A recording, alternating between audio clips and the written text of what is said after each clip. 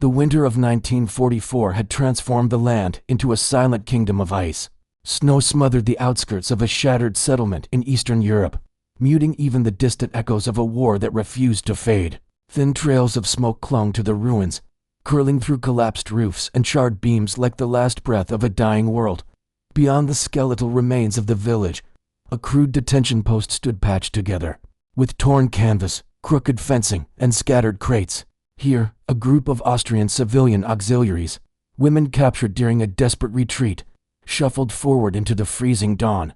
Their faces were gaunt, lips split from the cold, and their eyes were hollow from sleepless nights and the suffocating fear of what awaited them. For days, rumors had circled like scavengers. A verdict had been whispered. At sunrise, the women would be executed. But what happened next would defy every expectation, a moment so unlikely that it would be remembered for a lifetime. If you want more forgotten stories like this uncovered, make sure to stay with us because this tale has only just begun. Their escorts marched stiffly across the frozen ground, boots grinding ice into powder. The air trembled with unspoken fear. Every shallow breath the women drew felt like a quiet countdown to their final moment. Then, just as the first gray light seeped across the camp, something unexpected happened. No rifles lifted, no commands barked. Only a pause, a moment that did not belong in a place where hope had already been buried. The officer leading the detail, a man worn down by months of conflict, approached not with weapons but with thick coats and warm loaves of bread fresh from the fire pits behind the barracks. His expression remained controlled, but his subtle softness broke through just enough to stop the women in disbelief. Executioners do not offer warmth. Executioners do not hesitate. Yet here he was, draping heavy coats over shaking shoulders and placing bread into numb hands. One by one, his men followed with steady, deliberate movements. The women froze at first, terrified it was a trick, but the coats radiated warmth against their skin, undeniable and real. The bread crumbled softly in their palms, smelling painfully familiar, almost impossible. It felt unreal, this flicker of mercy in a place built for suffering. As the pale dawn brightened, their disbelief grew. These women, once shopkeepers, farm girls, clerks, and daughters, had been swept into a war they never chose, and yet, on a morning marked for their death, something shifted, not loudly, not dramatically, but deeply. A quiet recognition, a reminder that even in a world drowning in brutality, kindness could still break through. The guards who had moments earlier seemed like executioners now moved with an unexpected gentleness. The women stood motionless, coats clutched tightly, bread held close, struggling to understand why, after so much fear, someone had chosen compassion. And for the first time in many weeks, perhaps months, a faint spark flickered inside them, a spark that whispered, "You may live today." The weight of the newly given coats settled onto their frozen shoulders like something unreal, almost dreamlike. A few of the women clutched the fabric tightly, as though afraid the warmth might vanish if they loosened their grip. When the guards extended the fresh bread, the women hesitated, fingertips grazing the soft crust as if touching a memory from a world they no longer belonged to. And when they finally tasted it slowly, cautiously, it was more than food. It was a reminder of what life felt like before fear swallowed every moment. Nourishment that didn't come with a threat attached. The camp fell into a peculiar silence, not the silence of dread, but of disbelief. A nod from a guard, a steadying hand placed gently on a shaking back. Silent gestures that spoke far louder than any command.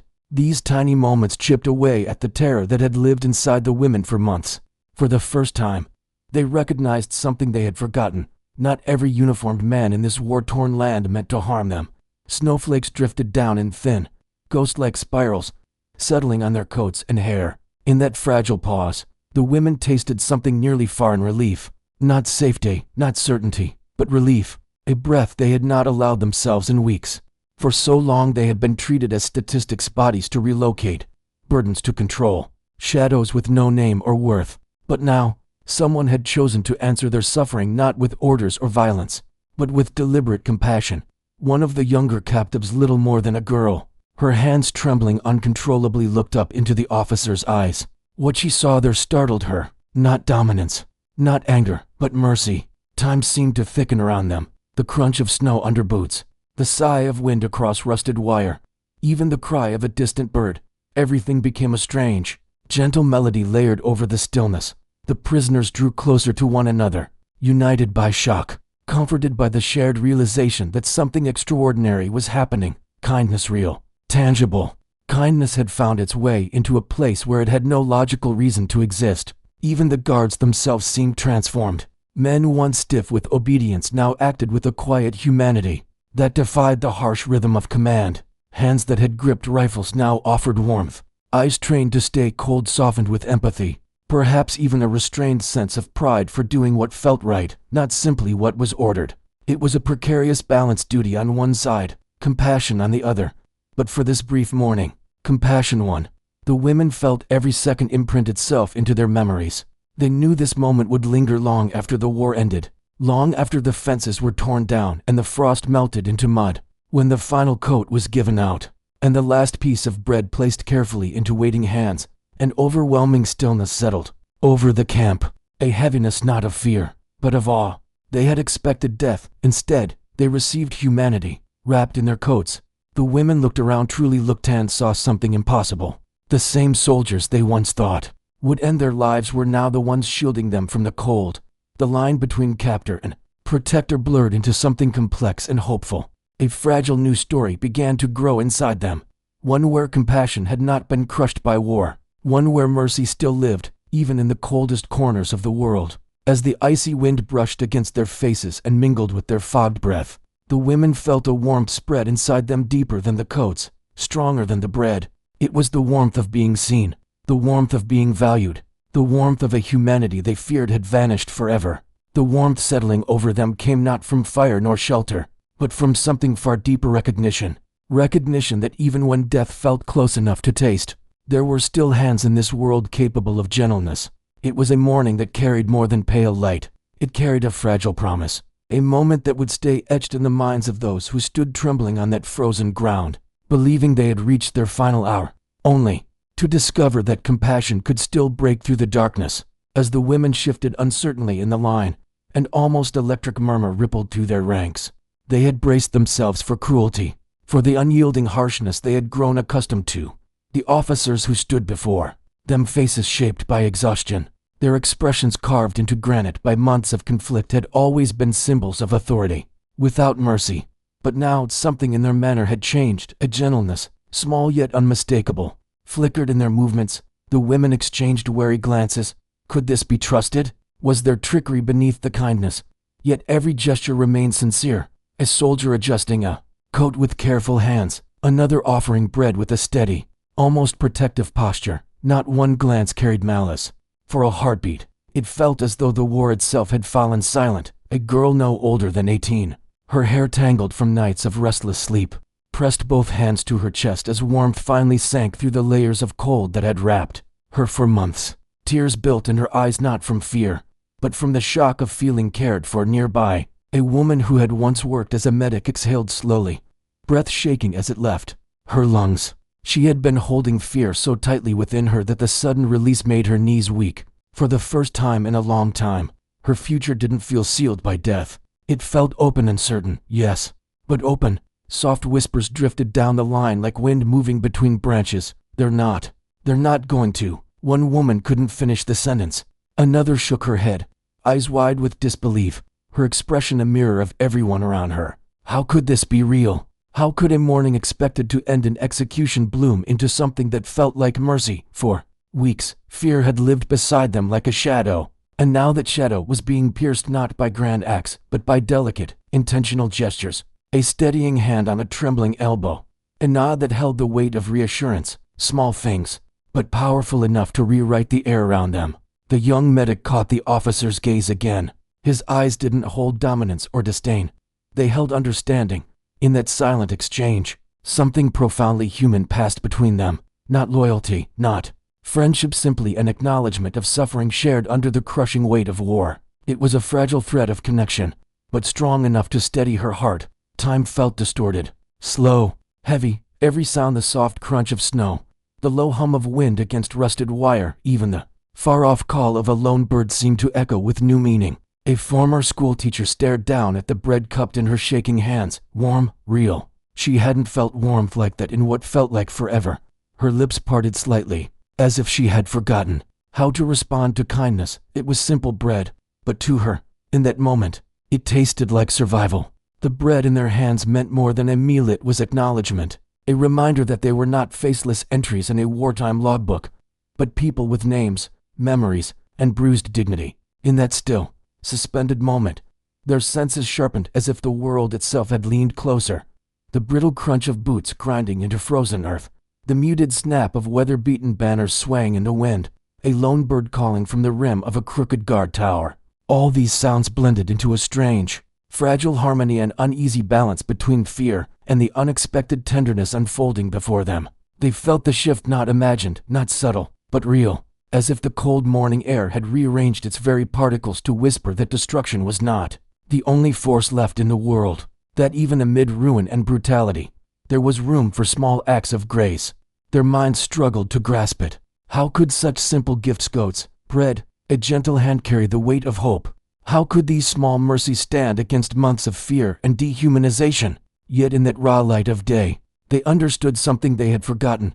Tiny gestures can be revolutionary. They were evidence that humanity had not been extinguished by uniforms, orders, or gunfire. That compassion could briefly loosen the iron grip of war. Some women closed their eyes, letting the warmth of the coats sink slowly into their exhausted bodies, imagining just for a heartbeat a future not controlled by terror. Others clutched the bread like a lifeline, tasting not only nourishment but validation, the simple truth of being seen. For the soldiers, this moment held its own transformation. Duty softened, routine cracked open, and for a fleeting interval, they acted not as enforcers but as protectors. The murmurs along the line grew soft, stunned, barely audible, yet powerful enough to ripple through the ranks. A woman who had spent weeks alone in a cramped shed felt her breath hitch. As she realized she was no longer merely being managed, she was being cared for, protected. Even the officer's steady gaze swept across the women once more, carrying with it an unspoken reassurance. You are safe here, if only for today. He didn't need words. The promise lived in his eyes, in the way his men moved with restraint and quiet purpose. The women felt something loosen inside them, a tightening that had lived in their chests for far too long. A spark, thin, fragile, but real, flickered to life as minutes stretched into what felt like hours. The entire camp took on an almost dreamlike clarity.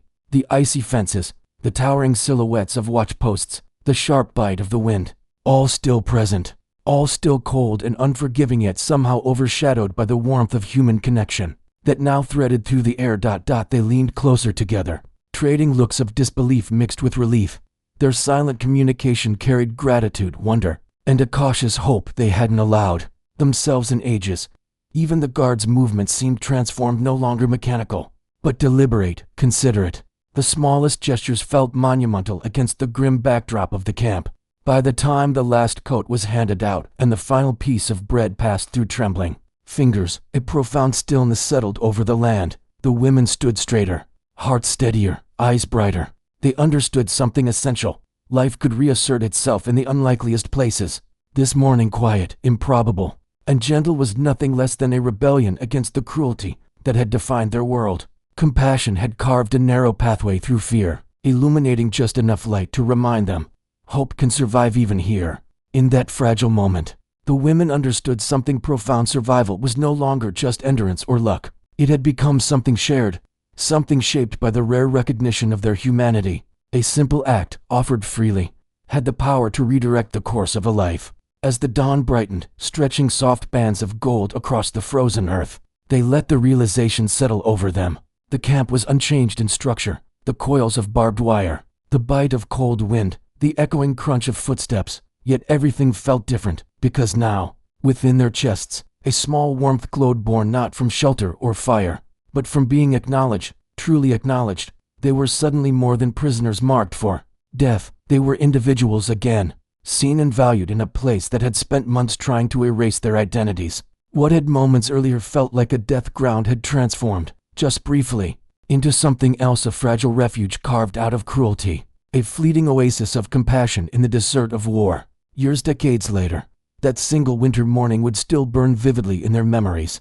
The quiet nods, the unexpected care, the touch of warmth against frozen skin. Such small gestures held the same weight in their hearts as the most terrifying nights they had endured, because on that morning, against all logic, they had been reminded of a truth buried beneath months of fear. Mercy when offered sincerely, can lift a soul out of despair. It can turn trembling dread into cautious hope. It can reaffirm life at the very edge of death.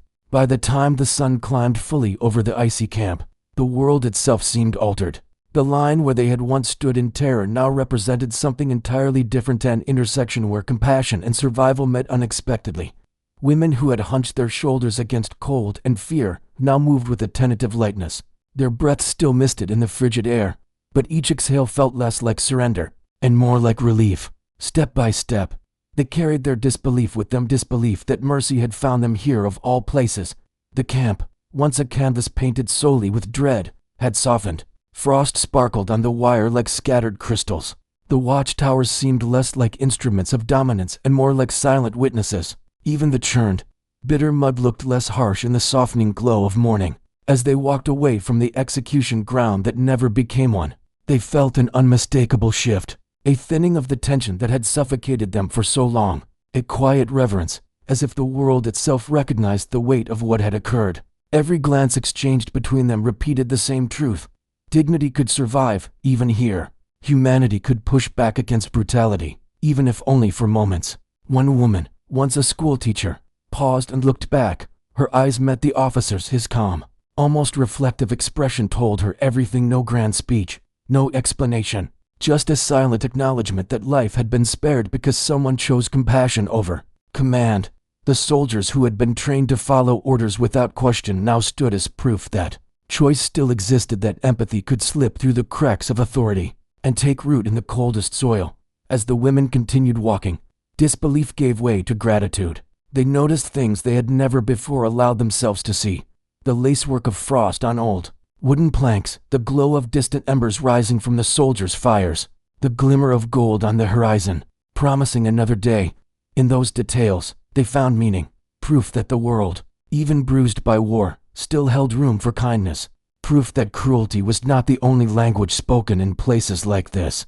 Their steps, hesitant at first, gradually became steadier as the truth of the morning took root within them. Even when life dangled by the thinnest thread, a single deliberate act of kindness could pull it back from the edge. The very air seemed to vibrate with a quiet sacredness.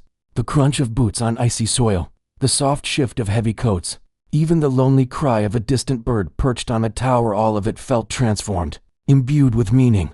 The women watched the soldiers lower their rifles, not with the rigid suspicion of guards, but with faces softened by something close to respect. Eyes once trained to hunt for weakness now held a glimmer of recognition. This rare alignment, this brief collapsing of rank, fear, and conditioning created a fragile balance in the camp, one where danger loosened its grip for the first time in months.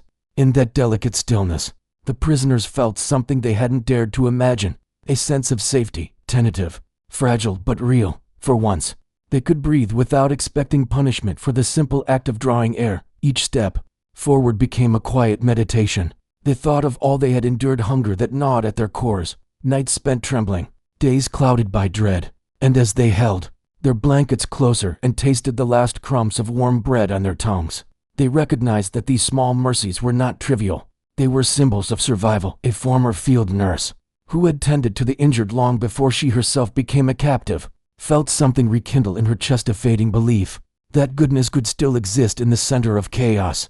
The fabric on her shoulders, the bread against her palm, the gentle hands that had offered them all of it reminded her that compassion carried a power far stronger than the gears of war. The camp that had once choked them with despair now appeared almost unfamiliar. The fences, once instruments of fear, now seemed to frame a sacred memory. The watchtowers, once oppressive sentinels, now stood witness to a moment no one there would ever forget. Even the frost on the ground shimmered differently, as though it had been brushed by a story too extraordinary to ignore. As the sun climbed higher, conversations began to ripple softly among the women.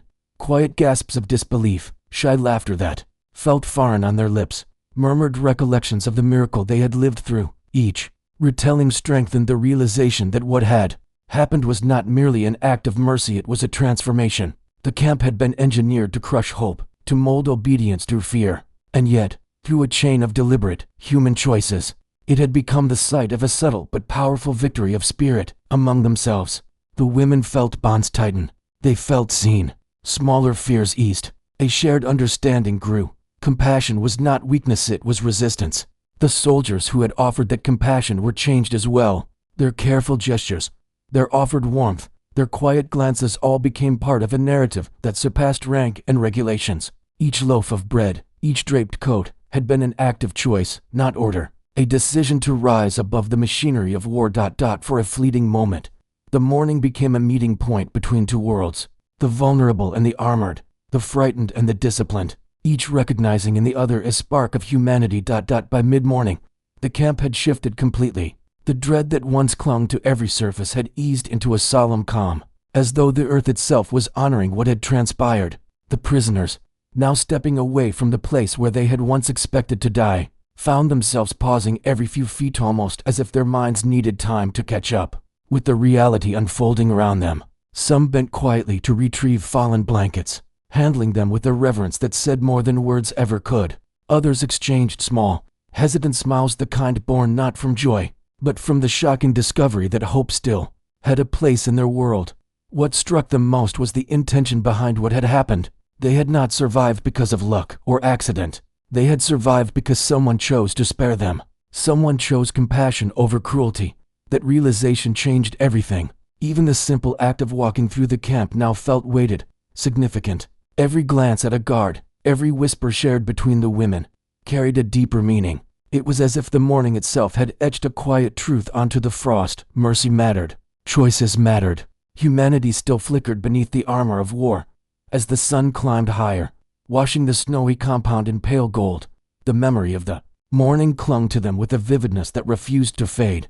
The feel of warm cloth on frozen skin, the taste of bread they had thought they'd never experience again, the gentle, wordless reassurances offered by uniformed men who had, hours before, seemed like executioners. These sensations imprinted themselves on the women's hearts, not merely as proof of survival, but as reminders that even in the harshest corners of the world, small mercies could pierce the darkness. What had been ordinary, a blanket, a crust of bread, had become sacred. What had once seemed inevitable, death, had been replaced by something extraordinary, empathy. The camp still stood as it always had. The fences were unchanged, the mud still clung to boots. The watchtowers still loomed like silent judges. But to the women who had stood on that line, the place was different now. It had become a quiet monument to the moment fear was interrupted by kindness. As they gathered what little they possessed and prepared to continue their day, a shared realization settled over them. They had not only been spared, they had been seen, and that recognition shifted something deep inside, something that no amount of cruelty could ever fully erase. To an outsider, the morning would seem unremarkable, indistinguishable from any other day in a frozen wartime camp. But to these women, it had become hallowed ground, proof that even in a landscape built for suffering, compassion could rise like a fragile flame and change the shape of a life. That morning would live with them forever, not as an escape from death, but as a declaration that mercy, unexpected, fleeting, and courageous, had the power to alter existence itself.